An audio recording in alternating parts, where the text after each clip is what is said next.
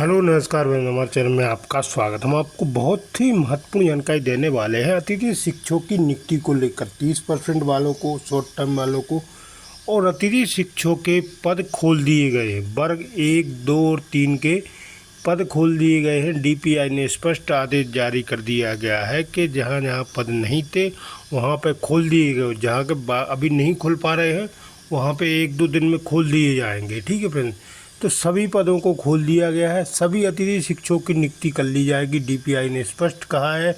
और जिन अतिथि शिक्षकों की जो भी समस्या है उसका समाधान कर दिया गया है। जो बाकी रह गए उनकी समाधान किया जा रहा है, जल्दी समाधान किया जाएगा। पूरे पद अपडेट किए जाएंगे और सभी की नियुक्ति कर ली जाएगी। शॉर्ट टर्म वालों की भी, 30% वालों की भी, और किसी भी प्रकार की अतिथि शिक्षकों को समस्या है उनको डीपीआई में बुलाया गया है। तो मैं इसके संबंध में पूरी विस्तार से जानकारी देने वाला हूँ, वो लाइव वार्ता भी सुनाने वाला हूँ। क्या कहना है प्रदेश के महासचिव हैं रविकांत गुप्ता जी, इनने अतिथि शिक्षकों के नियमितीकरण और नियुक्ति को लेकर डीपीआई में बात की। तो डीपीआई आयुक्त का क्या कहना है मैडम का, आप वीडियो में बने रहें, वीडियो पूरा देखें। वीडियो अच्छा लगे तो लाइक करें और चैनल को सब्सक्राइब जरूर कर लें अपडेट पाने के लिए। संगठन सोल्व करवा पाएगा, क्योंकि देखिए मेरा काम है आप लोगों की पर्सनल समस्याओं को भी काम करना, और मैं लगातार वो काम कर रहा हूं, क्योंकि मुझे पता है कि आपके भविष्य के लिए लड़ने वाले बहुत सारे लोग मिल जाएंगे, लेकिन आपके पर्सनल समस्याओं को लेकर लड़ने वाला बहुत ही कम लोग मिलेंगे। साथियों, आज रिक्त पद के लिए जो लोग परेशान थे, आज लगभग वर्ग 1 के 650 पद, वर्ग 2 के लगभग 1200 पद और वर्ग 3 के लगभग 350 पद को खोला गया है। और उम्मीद है जो पद अभी नहीं खुल पाए हैं, जैसे ही आप लोगों के अधिशेष का काम खत्म होगा और इसके बाद आप लोगों के जो पद नहीं खुले हैं वो पद भी क्रिएट किए जाएंगे। अभी पद जनरेट हो रहे हैं। आज भी लगभग मैंने कम से कम बहुत सारे लोगों के दिए हैं जिन स्कूलों में पद नहीं को जहां खुलने चाहिए, क्योंकि बहुत सारे प्रिंसिपल भी फोन लगाते रहते हैं कि हमें क्या करना चाहिए, क्या नहीं करना चाहिए, हमारे स्कूल में ये पद की आवश्यकता है। तो जो मेरा काम है वो हम लगातार प्रयासरत हैं। कुमुद कुमार, पर्सनल समस्याएं फिर न रहेंगे जब ऐसे शिक्षक न रहेंगे तो क्या करें भाई, बताओ। अकेला मैं क्या कर सकता हूं? देखो, ग्रुपों में लिखना और काम करना दोनों में अंतर होती है, ठीक है ना। वर्तमान में मैं भोपाल में निवासरत हूं। स्कूल मुझे मिली हुई थी, लेकिन मैंने अपनी स्कूल छोड़ दी आप सबके सहयोग के लिए ही। और जितना प्रयास मैं कर सकता हूं उतना रोज दौड़ भाग करता हूं। डेली का डीपीआई जाना, लोगों की समस्याएं लेकर जाना, उनके समस्याओं को सॉल्व करवाना, मेरा यही प्रयास रहता है। जो पूर्व से कार्यरत साथी हैं वो किसी भी हालत में बाहर नहीं होंगे अगर उन्होंने पिछले वर्ष में कार्य किया है। 8 बिंदुओं पर जो सहमति बनी थी उनके लिए आप लोग परेशान हैं, तो आज इस संबंध में मैंने डीपीआई में चर्चा किया था। तो उनकी ओर से कहा गया कि आप पहले बल्लभ भवन जाइए, बल्लभ भवन से पता करिए कि जो हमने यहाँ से प्रस्ताव आपके दिए हैं क्या वो प्रस्ताव पारित हो गए, और उम्मीद है कि जल्दी वो प्रस्ताव पारित होंगे। 30% वाले तो बिल्कुल बात ही मत करना मुझसे, क्योंकि 30% वालों ने आज मुझसे बोला था कि हम भोपाल पहुंच रहे हैं, 500 लोग भोपाल आ रहे हैं, लेकिन आए थे कुल 7 लोग। मैंने मीडिया को भी खबर कर दी थी कि हमारे करीब 500 से 700 लोग भोपाल पहुंचने वाले हैं जिनको समस्याएं हैं, खासतौर पे जो 30% वाले हैं। लेकिन आए कितने? 5%, 5 लोग, 5 या 7 लोग थे। मतलब क्या समझते हो यार आप लोग? चाहते हो कि आप सबका काम भी हो जाए और हमें कुछ करना भी ना पड़े, घर बैठे हमें सब मिल जाए। उम्मीद बहुत बड़ी है कि हमें ऐसा काम हो जाना चाहिए, लेकिन हमें कुछ ना करना पड़े। बस बात वही है। शॉर्ट टर्म वालों की हालत वही है। शॉर्ट टर्म वाले भी 25 तारीख की प्लानिंग कर रहे हैं, मुझे संख्या दिखा रहे हैं सर हम लोग 150-200 लोग आ रहे हैं, लेकिन 25 तारीख को आप लोग नहीं आएंगे। आप लोगों की 26 तारीख को एक साथ, चाहे वो 25% वाले हो, 30% वाले हो, शॉर्ट टर्म वाले हो, SS2 IT वाले हो, जिसका पद नहीं खुला है, जिन्होंने पिछले वर्ष में कार्य किया है, वर्तमान में उनकी ज्वाइनिंग नहीं हो पाई है, अब सभी लोग 26 तारीख को भोपाल आएंगे एक साथ, और अलग अलग टुकड़ों में आकर के कोई मतलब नहीं होने वाला। एक साथ सब लोग पहुंचो और उम्मीद है कि कुछ ना कुछ अच्छा होकर के आएगा। हाँ यार, नहीं मिलता टाइम भाई, नहीं दे पाता रिप्लाई, और क्यों रिप्लाई दूं? जिसके सवाल रहते हैं मेरे लायक में, जिसके जो परेशान रहते हैं उनको रिप्लाई मिलता है, उनका काम भी होता है। जो फालतू मैसेज करते हैं उनको मैं रिप्लाई कभी नहीं देता, और मुझे इतना टाइम नहीं कि मैं दिन भर में 1000 मैसेज आते हैं, है ना। मैं जो लंबी चलू फेंकूंगा जो करूं, आपको टेंशन नहीं लेने की आवश्यकता नहीं है भाई। तो आज रिक्त पद वाले जो परेशान थे, लगभग आज बहुत सारे पद खोल दिए गए हैं, जल्दी और पद अपडेट होंगे, क्योंकि आज लगभग जितने पद हमने दिए थे आज उन पदों को रिव्यू में भेज दिया गया है। जल्दी उनकी जांच होने के बाद पद खोल दिए जाएंगे। चॉइस फिलिंग जिन लोगों ने मुझे दिया था, जितने लोगों ने मुझे चॉइस फिलिंग के लिए अनलॉक करने के लिए दिया था, उन लोगों को आज हमने आवेदन लगा दिया है। कल शाम तक मैं आप लोगों को चॉइस फिलिंग अनलॉक करने की सुविधा, आपकी चॉइस फिलिंग अनलॉक कर दी जाएगी, ऐसा आश्वासन हमें दिया गया है कि कल तक में जितने लोग आवेदन आए थे सबके चॉइस फिलिंग अनलॉक करने की सुविधा उनकी आईडी पे उपलब्ध है, मतलब उनकी वहां से अनलॉक कर दी जाएगी। शॉर्ट टर्म वाले परेशान हो भाई, आप लोग बहुत ज्यादा, मुझे पता है, लेकिन दिक्कत तो वही है ना, लड़ना किसी को नहीं है। बस फेसबुक व्हाट्सएप में हमने मैसेज कर दिया, सर हमारा रिप्लाई कर दो, हम ऐसा कर देंगे वैसा कर देंगे। मुझे दिन भर में हजारों इस तरह के मैसेज आते, सर आप ये मेरा काम करा दो, हम आपको इतना कर देंगे, और काम होने का क्या, वो तो अपने आप हो गया। तो भाई ठीक है, आप लोग भी प्रयास करिए, सब लोगों का काम अपने आप हो जाए, अच्छी बात है, किसी को परेशान ना होना पड़े। अब हम बात करते हैं मेन मुद्दे की। बहुत लोग इस मुद्दे को लेकर परेशान है कि हमारी मांग क्या होनी चाहिए, वर्तमान में हमें सरकार से किस प्रकार की मांग रखनी चाहिए।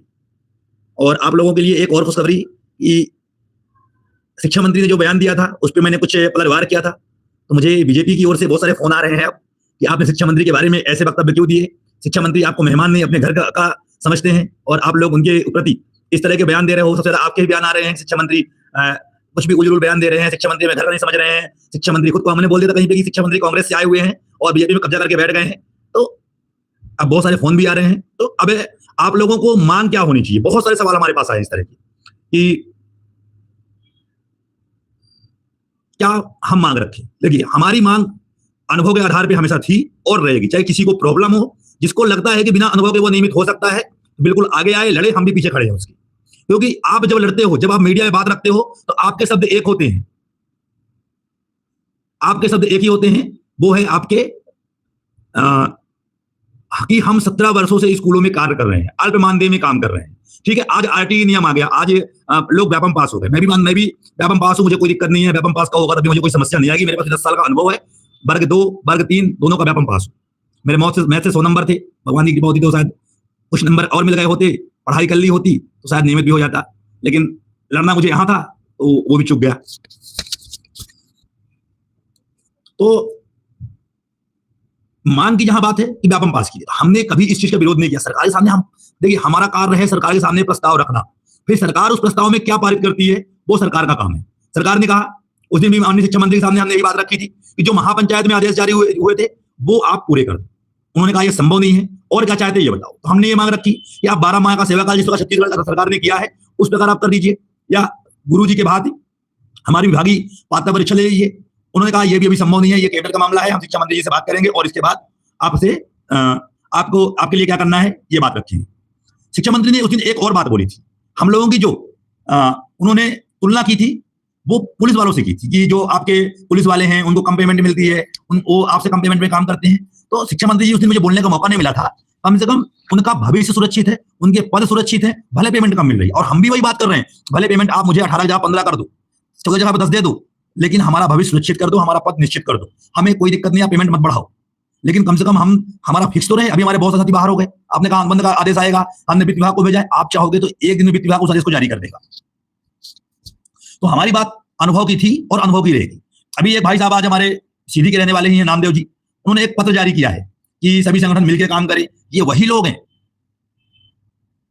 ये वही लोग हैं, जब बातें हमारी अनुभव की बातें चल रही थी, ये वही लोग हैं जो बात कर रहे थे कि ये आदेश लागू नहीं होना चाहिए, ये नियम लागू नहीं होना चाहिए, इनको अनुभव के अंक नहीं मिलने चाहिए। और आज जब सब बर्बाद तबाह कर दिया तो आज ये लिख रहे हैं कि सब संगठन एक हो जाए। बिल्कुल होना चाहिए, मैं इस पक्ष में हमेशा था। हमारे टीम का काम ही है समन्वय बनाना, जो भी चाहे दुत्कारे कुछ भी करे, हमारा कार्य है संगठनों में समन्वय स्थापित करना। और हमने हमेशा सामने से संगठनों को आह्वान दिया है, आइए मिलकर काम करते हैं। 10 तारीख को भी हमने सबको आह्वान किया था, 10 तारीख को भी हमने सब लोगों को बोला कि सब लोग आइए मिलकर करते हैं और निश्चित तौर पर जीतेंगे। और जो आंदोलन उस दिन हुआ, अगर हमारे साथी कम से कम 2 घंटे और डट गए होते तो निश्चित तौर पे शिक्षा मंत्री आपके बीच में खड़े होते। और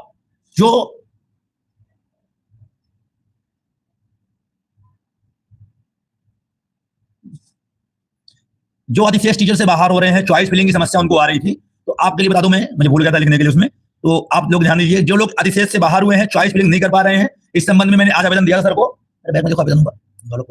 उन्होंने ये कहा है कि जैसे ही आपकी जगह पर नियमित शिक्षक ज्वाइन करेगा आप ऑटो रिलीव हो जाओगे, लेकिन आपका मानदेय भुगतान भी जरूर होगा। मैंने ये बात दिया था इसमें कि जीएमएस पोर्टल पर जो लोग पूर्व ये है 2024 में बाहर हुए थे, शिक्षकों को चॉइस फिलिंग करने में मौका देने बाबत इस संबंध में बात रखी थी डीपीआई में। उन्होंने स्पष्ट तौर पे बोला जैसे ही इनकी जगह पर नियमित शिक्षक ज्वाइन करेगा ये ऑटो रिलीव हो जाएंगे और इनका मानदेय भुगतान भी होगा, इन्हें समस्या नहीं आएगी। तो आप लोग बिल्कुल आराम से ज्वाइन करिए, कोई समस्या आपको नहीं होगी। जैसे ही आपके जगह पर नए व्यक्ति ज्वाइन करेगा, आपके जगह पर नए मिस्टर ज्वाइन करेगा, आपकी आईडी ऑटोमेटिक अनलॉक हो जाएगी और आप उसमें चॉइस फिलिंग कर पाओगी। मेरिट सूची 1 तारीख के बाद जारी होगी। आज एक सिस्टम, एक और समस्या थी सिंगरौली जिले के था, जिसमें मगरदहा, करदहा और सैटेलाइट स्कूल के संबंध में शिकायत थी कि वहां के डीओ ने आदेश किया पिछले वर्ष, इसके बाद भी उन लोगों की ज्वाइनिंग नहीं करवाई गई है। इस पर संस्था प्रमुख के ऊपर कार्रवाई करवाई जा रही है। जो करदहा और सैटेलाइट शाला है, उनके अधिकारिया यहाँ पे नर्मदा जी और चंद्रभान सिंह जी काम कर रहे थे पिछले वर्ष, और इनकी ज्वाइनिंग नहीं करवाई गई थी। इन दोनों के ऊपर, इनके जो संस्था प्रमुख हैं, उनके ऊपर डीपीआई द्वारा आज डीओ को पत्र मेल किया गया है। जल्दी इनके संस्था प्रमुख के ऊपर कार्रवाई होगी। जिन लोगों के उसमें समस्या आ रही है ज्वाइन करने में, पूर्व में काम किया है, जैसे कि संघ द्वारा तैयार पैनल में ऑनलाइन मेरिट सूची में नाम नहीं जोड़ा गया है, या तैयार पैनल में स्कोर कार्ड मेरिट के आधार पर वर्तमान सत्र 24-25 में ज्वाइन है तो आपको अनुमति नहीं है, तो इनके लिए भी हमने आज भेजा है। जैसे नंबर, नाम तो नहीं है इसमें, नंबर बता रहा हूं मैं, 9893077831 8300555661 9300221290 7693008605 6266057548 8303682009 7987425052 9793312840 9887292129 90396735 और 18। इतने लोगों का आज दिया गया है जो पूर्व वर्ष में कार्यरत थे। इन लोगों का की ज्वाइनिंग नहीं हो पाई। एक शिकायत आज ट्राइबल विभाग की थी, दुर्गेश त्रिवेदी जी, जो पिछले वर्ष में काम कर रहे थे अपने स्कूल में। उनका प्रिंसिपल यहाँ से फोन जाने के बाद, 2 बार फोन जाने के बाद भी उनकी ओर से ज्वाइन नहीं करवाया गया है। तो उनके प्रिंसिपल को भी आज जो ट्राइबल के आयुक्त सर हैं, उन्होंने कहा है कि हम जल्दी उनको नोटिस भेजेंगे। और हम पहले तो उन्होंने कॉल किया, उन्होंने कॉल रिसीव नहीं कर रहे हैं, और उन्होंने कहा कि हम जल्दी इस संबंध में जांच करवा करके उनकी ज्वाइनिंग हम दिलवाएंगे। लास्ट था SS2 IT वालों के लिए, जो SS2 IT में कार्य कर रहे थे पिछले वर्ष में, अब उनके पद SS3 IT में कर दिए गए हैं।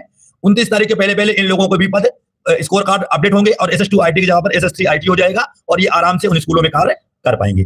तो आज की समस्याएं, लगभग लोगों की समस्याएं जो थी रिक्त पद के लिए था, रिक्त पद भी लगभग लोगों के रिक्त पद खोल दिए गए हैं। और सिंगरौली से एक और समस्या थी, एक और था यार सिंगरौली का, रीता सिंह, चितरंगी ब्लॉक का बीओ को हमने कई बार कॉल किया, और साथ में सर ने भी कॉल किया है, क्योंकि उनको ये मालूम पड़ रहा है कि उन्होंने अपने रीता सिंह को बाहर करके उन्होंने अपनी बहू की नियुक्ति कर दी थी पिछले वर्ष, और इस साल भी वही उन्होंने दोबारा करवा दिया है। तो बीओ के ऊपर, संबंधित बीओ के ऊपर भी कार्रवाई डीपीआई द्वारा जांच करवा के करवाई जाएगी, ऐसा सर ने आज कहा है। और उम्मीद है कि इन सबको, जो भी आज हमने पत्र लगाए हैं, जल्दी इन पे कार्य होगा। चॉइस फिलिंग जिनने किया है, उन लोगों को 1 तारीख तक इंतजार करना होगा। अब अक्टूबर के 1 तारीख के बाद ही, जब जैसे ही आदिशेष का काम खत्म होता है, जो बाहर होंगे चॉइस फिलिंग कर लेंगे, इसके बाद आप लोगों को चॉइस फिलिंग करने का मौका दिया जाएगा।